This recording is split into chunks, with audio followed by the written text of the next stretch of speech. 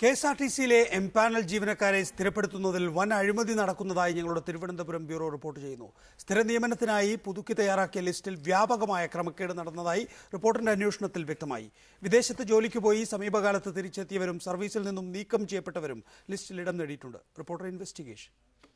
മന്ത്രിസഭായോഗ തീരുമാനപ്രകാരം 22/12/2011 10 വർഷം സർവീസുള്ള 2474 എംപാനൽ ജീവനക്കാരെ സ്ഥിരപ്പെടുത്തിക്കൊണ്ടുള്ള ഉത്തരവ് ഗതാഗത വകുപ്പ് പുറപ്പെടുവിച്ചത്.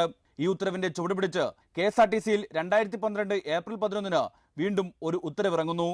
ആദ്യ ലിസ്റ്റിൽ ഉൾപ്പെടുത്താത്തവരെ സ്ഥിരപ്പെടുത്താമെന്ന് ചൂണ്ടിക്കാട്ടിയാണ് രണ്ടാമത്തെ ഉത്തരവ്. 22/12/2011 10 വർഷം സർവീസ് പൂർത്തിയാക്കിയവരും പ്രതിവർഷം 120 ഡ്യൂട്ടി ചെയ്തവരെയും ലിസ്റ്റിൽ ഉൾപ്പെടുത്താമെന്ന് കെഎസ്ആർടിസിയുടെ ഈ ഉത്തരവിൽ പറയുന്നു. ഇതുപ്രകാരം കണ്ടക്ടർ, ഡ്രൈവർ, മെക്കാനിക് വിഭാഗങ്ങളിൽപ്പെട്ട 527 പേരുടെ ലിസ്റ്റ് കെഎസ്ആർടിസി പ്രസിദ്ധീകരിക്കുകയും ചെയ്തു. ഈ ലിസ്റ്റ് പരിശോധിച്ച് അന്വേഷണം നടത്തിയ റിപ്പോർട്ടർ വാർത്താ സംഘത്തിന് ലഭിച്ചത് ഞെട്ടിക്കുന്ന ചില വിവരങ്ങൾ. തിരുവനന്തപുരത്തെ പല ഡിപ്പോകളിലും ദീർഘകാലം ഗൾഫിൽ ജോലി ചെയ്ത് തിരിച്ചുവന്നവരും സർവീസിൽ നിന്ന് നീക്കം ചെയ്യപ്പെട്ടവരും മരിച്ചുപോയവരും ഈ ലിസ്റ്റിൽ ഇടം നേടിയിരിക്കുന്നു. പൂവാർ ഡിപ്പോയിലെ ലിസ്റ്റിൽ ഉൾപ്പെട്ട 2 പേർ തങ്ങൾ ദീർഘകാലം ഗൾഫിൽ ഉണ്ടായിരുന്നവരാണെന്ന് റിപ്പോർട്ടറോട് സമ്മതിച്ചു. 2 വർഷമല്ലേ? തിരിച്ചു വന്നിട്ട് 1 വർഷം മുമ്പ് എത്ര വർഷം ഉണ്ടായിരുന്നു ഗൾഫില്? ഞാൻ 2 പ്രാവശ്യമായിട്ട് സൗദിയിലും പോയിട്ടുണ്ട്.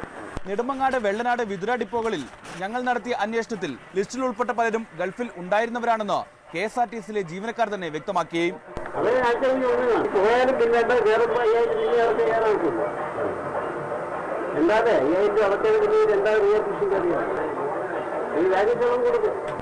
പൂവാറിൽ ലിസ്റ്റിൽ ഉൾപ്പെട്ട ഒരാളെ നേരത്തെ കെഎസ്ആർടിസി 2 തവണ ജോലിയിൽ നിന്നും പിരിച്ചുവിട്ടയാളാണ്. പേരൂർക്കടയിലും ജോലിയിൽ നിന്നും പിരിച്ചുവിടപ്പെട്ട ഒരാൾ ലിസ്റ്റിൽ ഇടം നേടിയതായി ട്രാൻസ്പോർട്ട് ഓഫീസർ തന്നെ സമ്മതിച്ചു.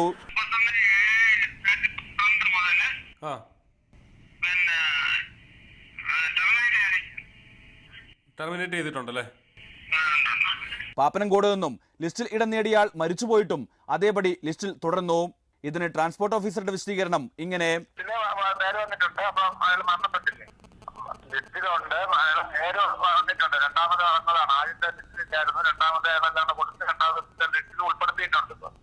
തിരുവനന്തപുരം ജില്ലയിൽ മാത്രം ഞങ്ങൾ നടത്തിയ അന്വേഷണത്തിൽ ഗൗരവമേറിയ ക്രമക്കേടുകളാണ് കണ്ടെത്തിയത്.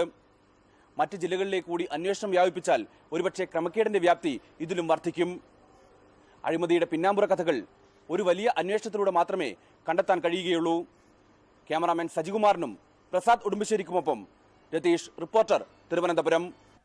കെഎസ്ആർടിസി എംപാനൽ ജീവനക്കാരുടെ സ്ഥിര നിയമന ലിസ്റ്റിൽ ഇടം നേടിയത് വ്യാജരേഖകൾ തയ്യാറാക്കിയാണെന്ന് റിപ്പോർട്ടറിന്റെ അന്വേഷണത്തിൽ വ്യക്തമായി. ആദ്യ ലിസ്റ്റിലുള്ള അറ്റൻഡൻസ് വിശദാംശങ്ങളും മറ്റും വെബ്സൈറ്റിൽ നിന്നും ഒഴിവാക്കി ഉദ്യോഗസ്ഥർ ഇത്തരക്കാരെ സഹായിക്കുകയും ചെയ്തു.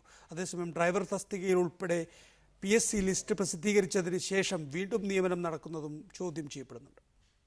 എംപാനൽ ജീവനക്കാരായി 10 വർഷം പൂർത്തിയാക്കിയ വർഷം പ്രതി 120 ഡ്യൂട്ടി ചെയ്തവരെ സ്ഥിര നിയമന ലിസ്റ്റിൽ ഉൾപ്പെടുത്തണമെന്നായിരുന്നു കെഎസ്ആർടിസിയുടെ നിർദ്ദേശം. എന്നാൽ ഗൾഫിൽ പോയവർ എങ്ങനെ സർവീസിൽ തിരിച്ചെത്തി എന്നതും ഇവർ സ്ഥിര നിയമന ലിസ്റ്റിൽ ഉൾപ്പെട്ടു എന്നതും ഞങ്ങൾ അന്വേഷിച്ചു. ഹാജരാക്കാൻ ആയുർവേദ മെഡിക്കൽ സർട്ടിഫിക്കറ്റുകൾ സുലഭമാണെന്നായിരുന്നു ഞങ്ങൾക്ക് ലിസ്റ്റിൽ ഉൾപ്പെട്ട പലരിൽ നിന്നും ലഭിച്ച മറുപടി. ഞാൻ 2 വർഷം കഴിഞ്ഞ വരെയാണ് ഞാൻ മെഡിക്കൽ പേപ്പർ ഇവിടെ വീണ്ടും കയറിയിട്ട് ഒരു 3 മാസം ജോലി വീണ്ടും അങ്ങനത്തില്ലേ, ഒരു ആഴ്ചയിൽ 3 ദിവസം ചെയ്താൽ മതിയല്ല. അതൊക്കെ പോയിട്ട് വരുമ്പോ അപ്പൊ ബ്രാക്ക് ഇവിടെ അനുവദിക്കില്ല. അപ്പം വീണ്ടും 1.5 വർഷം കഴിഞ്ഞ് മെഡിക്കലാണെങ്കിൽ പ്രശ്നം വരുന്നില്ല. വേദന എന്ന് പറഞ്ഞൊക്കെയാണ് അവര് ട്രീറ്റ്മെന്റ് ചെയ്യുന്നത്. അങ്ങനെ എല്ലാവരെയൊന്നും തൊടാൻ വിടില്ല. അപ്പൊ കെഎസ്ആർടിസിയിൽ ആയുർവേദം എടുക്കുള്ളൂ, ഗവൺമെന്റ് ആയുർവേദം. അതുകൊണ്ടാണ് ആയുർവേദം. ഇംഗ്ലീഷ് ഇത്രയും നീണ്ട ലീവ് എഴുതാൻ പറ്റില്ല, അതുകൊണ്ടാണ് ഡോക്ടർമാർ കുടുങ്ങി. മറ്റാകുമ്പോൾ നട്ടല് വേദനയാകുമ്പോൾ ഇത്ര ട്രീറ്റ്മെന്റ് വേണമെന്നുണ്ടല്ലോ. ചിലയിടങ്ങളിൽ വ്യാജ അറ്റൻഡൻസ് പോലും ഉണ്ടാക്കിയതായും ഞങ്ങളുടെ അന്വേഷണത്തിൽ മനസ്സിലായി. പലയിടങ്ങളിലും ഉദ്യോഗസ്ഥർ തന്നെ ഇത്തരം ആളുകളെ സഹായിച്ചുവെന്നാണ് ആരോപണം. അതേസമയം പുതിയ ശമ്പള കരാർ നിലവിൽ വന്ന ശേഷം ഈ നിയമനം നടത്തുന്നതിലും അപാകതയുണ്ടെന്ന് ചൂണ്ടിക്കാണിക്കപ്പെടുന്നു. 28/2/2011 8 വർഷം സർവീസ് പൂർത്തിയാക്കിയ എംപാനൽ ജീവനക്കാരെ സ്ഥിരപ്പെടുത്താനാണ് പുതിയ കരാറിലെ നിർദ്ദേശം. മെക്കാനിക്, ഡ്രൈവർ വിഭാഗങ്ങളിലെ PSC ലിസ്റ്റ് പ്രസിദ്ധീകരിച്ചതിനിടയിൽ നിയമനം നടത്തുന്നതിലും എതിർപ്പുയർന്നിട്ടുണ്ട്. കെഎസ്ആർടിസിയുടെ ഈ നീക്കം പല ഉദ്യോഗാർത്ഥികളുടെയും അവസരം നഷ്ടപ്പെടുത്തുമെന്നാണ് ആരോപണം. ഏത് കുറുക്കുവഴിയിലൂടെയും നിയമനം നേടാനുള്ള തീവ്ര ശ്രമമാണ് പലരും നടത്തിയത്. എന്നാൽ ഈ കുറുക്കുവഴികളിലൂടെ സഞ്ചരിക്കാത്ത പലരും ഒഴിവാക്കപ്പെടുകയും ചെയ്തു. ശരിയായ അന്വേഷണം നടത്തിയാൽ ഈ ലിസ്റ്റിന്റെ പൊള്ളത്തരം അധികൃതർക്ക് ബോധ്യപ്പെടും.